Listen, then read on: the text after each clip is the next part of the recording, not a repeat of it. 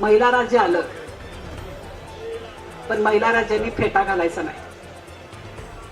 फेटा अंगावर महिलांनी घातला की धान्य मागं होतं. आधीच पाऊस पडलाय, दुष्काळामुळे पुष्कळ परिस्थिती शेतकऱ्याची विचित्र झालेली आहे. त्याच्यामुळे महिलांनी फेटे बांधायचे नाहीत. आपल्यापासून पायंडा पाडूया.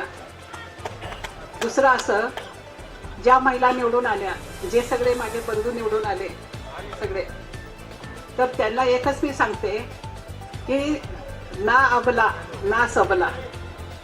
निवडणुकीसाठी तुम्ही घोडा फेकला अकलूच्या ह्याच्यावरून, काय ते आपलं गडावरून, अकलूच्या गडावरून तुम्ही घोडा फेकलेला आहे. तर तुम्ही घोड्यावर बसून सगळं काम करा आणि घोड्याच्या चपळाईने काम करा. मधमाशीला विचारलं की तुम्ही एवढं मोठं मोहळ करता आणि आम्ही तर तुमचा मध घेऊन जातो.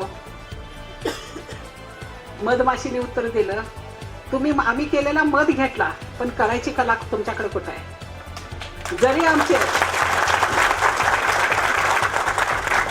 जरी आमचे 4 लोक गेले असले तर ते तुम्ही कुठल्या पद्धतीने नेले ते आम्हाला माहित आहे.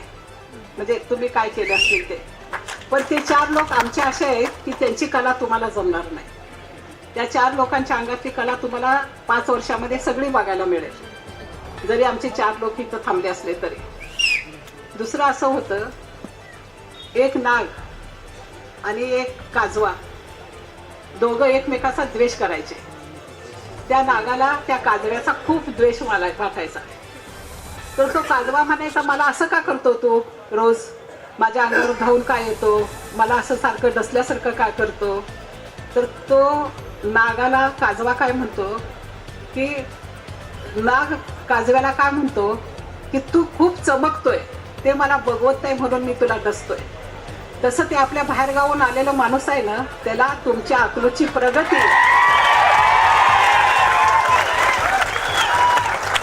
तुमच्या अकलूची प्रगती, तुमचं वैभव, तुमची सगळी ती श्रीमंती, तुमच्या गाड्या, तुमचं अजून काय असेल शेतीतलं सगळं वैभव, हे सगळं बघवणं झालंय म्हणून तुम्हाला तो डसा लागलाय. फक्त तो डसताना त्याला कुठला काजवा आणायचा ते बघा तुम्ही.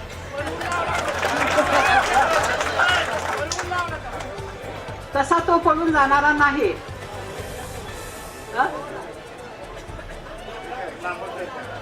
ठीक आहे, ठीक आहे, ठीक आहे. आणि सगळ्यांनी एकजुटीने राहावा. सगळे आपण एकत्र आहोत. सगळे आनंदाने राहूया आणि वैभवात राहूया आणि खेळीमेळीने राहूया. एवढंच मला बोलायचं आहे. तुम्हाला सगळ्यांना आशीर्वाद. आमची दोघांची वय आता 80च्या पुढे गेलेत. आम्हाला आता फक्त आशीर्वाद देता येतो, बाकी काय करता येत नाही.